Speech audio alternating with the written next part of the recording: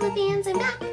Yes, I know it's been a very long time, and it'll probably be longer until the next one too, but I'm so busy, so I'm thinking I'm gonna make the mailbag maybe a once a month or twice a month thing, because with all sorts of family stuff going on, I just really don't have the time for it right now, so I'm really sorry, Zelda fans. I know your inner Zelda-ness must be just crumbling away, but don't let that get to you. Go play a Zelda game and restore that Zelda goodness.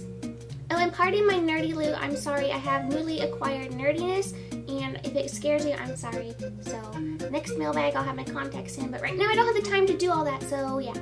When Larkin asks, in Majora's Mask, Termina is referred to a parallel version of Hyrule. Should this mean that the people of Termina are just as real as those of Hyrule, just in parallel dimension? The whole thing confuses me a little. Yes, the people in Termina are just as real as the people of Hyrule. They aren't the same people, they're very similar, and they're parallel. That's where their similarities lies. They're parallel to each other. They're not copies of each other. It's not like we're in our universe, say if we do something, we make a choice, it splits off, and then there's another universe where ourselves make a different choice, and then the two just go along, and there's more and more splits. It's not like that. They're not the same people, and you can actually really tell that with certain characters like Termina and Romani, who, you know, they have melon, and it's kind of weird that there'd be two characters with one parallel. But that's just a whole other thing on its own, so let's not get too much into that. But basically, yes, Termina is just as real. On the official Nintendo of America website, there is a dictionary, and the dictionary, it has a little thing about Termina there, and it says that the goddesses accidentally made Termina when they made Hyrule. They made a whole bunch of other worlds, actually. And while most of the information on that dictionary is incorrect and non-canon, there isn't really anything else that has been released to argue with that. There's nothing else, so that's really the only explanation of how that came to be. So I'm not going to say it's canonical, but it would make sense as to how that would work. Oh, this is really hard to explain. At the core, maybe they started out the same, but you know, through their life experiences where they're living, they end up becoming different people. So let's take, for instance, Anju and the Cuckoo Lady. They are not the same people, however, they do have the same interests, they have very similar personalities. The same goes for Termina and Romani with Malon, which is probably one of the more interesting ones because you can really see how Malon is defined by two people. You can see both sides of her. You can see the more mature and a little bit, you know, soft-hearted and sad part through Termina, and then you can see her lightheartedness and her bounciness and perkiness through Romani. So yes, they are just as real. It's not like a dream world. It's not like a what-if place. It's a real place. In video game terms, that is. Obviously not in the real world. Please don't think that, because that'd be really weird. Mendes3 says, what is your opinion on a dark Zelda game? I think there should be a dark version of Zelda. Much darker than Majora's Mask. I'm not talking about a horror game. I don't like those. Just a darker or more mature perspective of the Zelda games. Maybe this could be a genre for the kids that grew up with Zelda and have grown older over the years like me. I'm in my third year of college. I'd still love all the other Zelda games though. What's your opinion on this? Would it be a cool concept or not? Well, I'm going to have to say it'd probably be a terrible concept. I know a lot of people are really going to get pissed off that I would say that. Now, I'm not speaking out against a darker Zelda game, but I think a lot of people want a dark Zelda game for the wrong reasons, terrible reasons. Reasons like, oh, I like dark stuff is cool, angsty, blah blah blah blah. Majora's Mask was very dark, but it wasn't completely shrouded in angst and misery.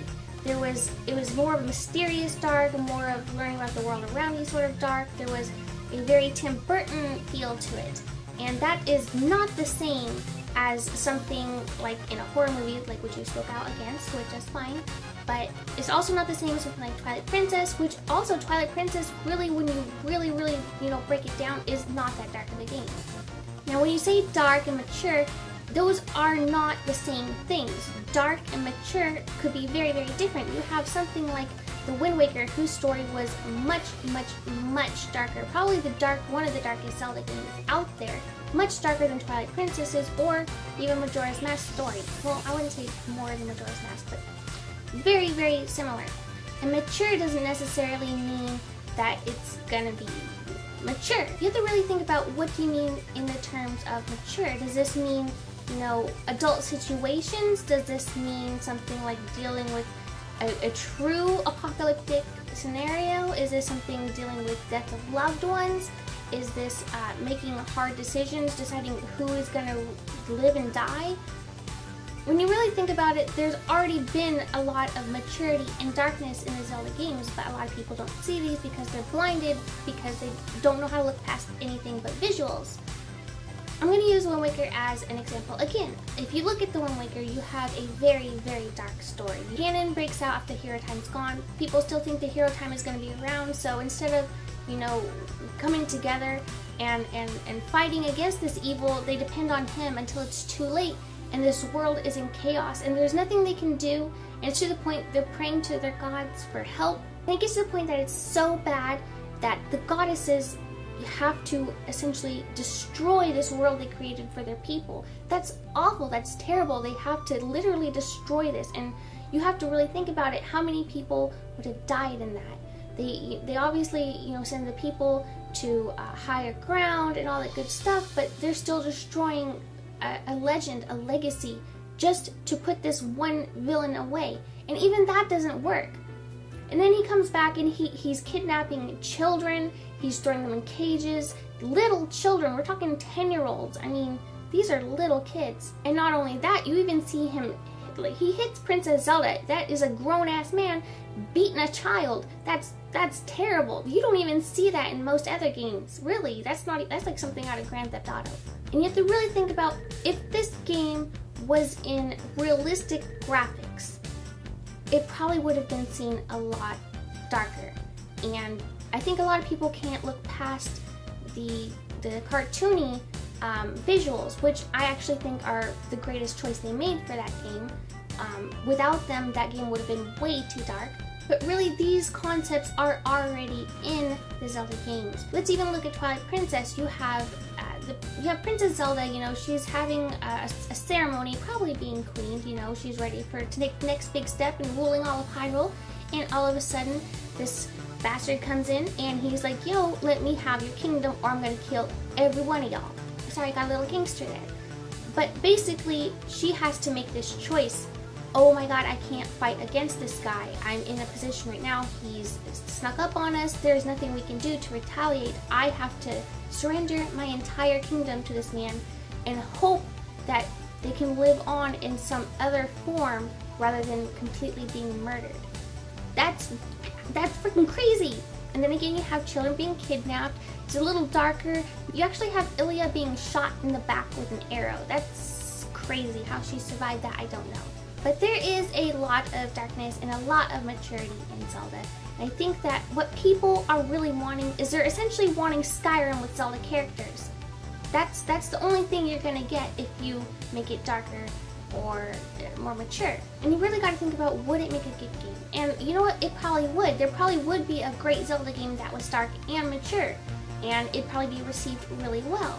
But at the same time, you have to think, well, that's only catering to a certain handful of gamers.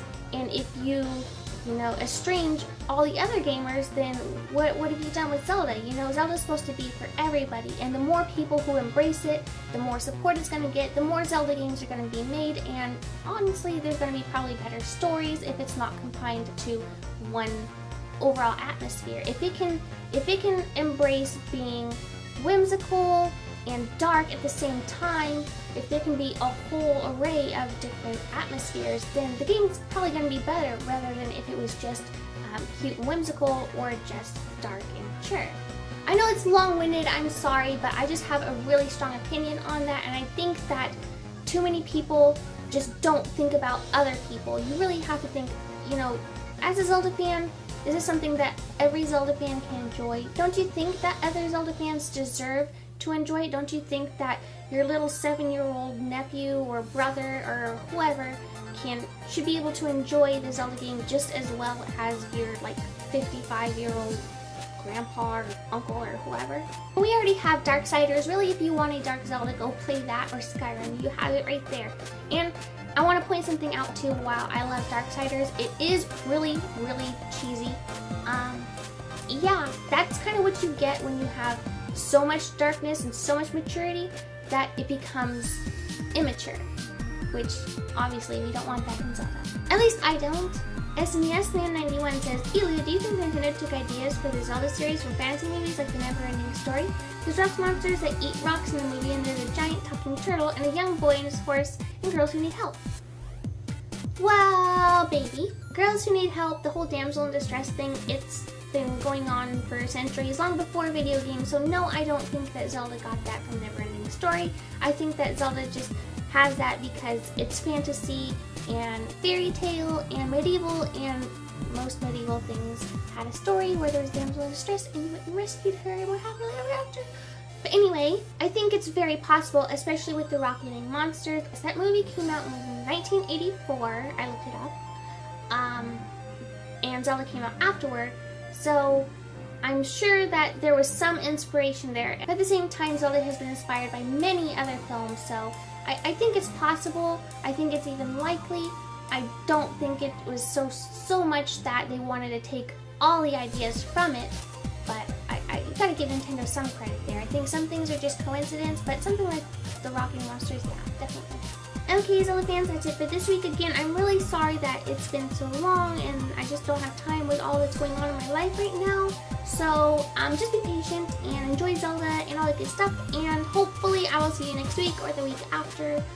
Like I said, probably gonna do a maybe bi-weekly type thing, maybe? I don't know. But I'll see you guys later. Bye.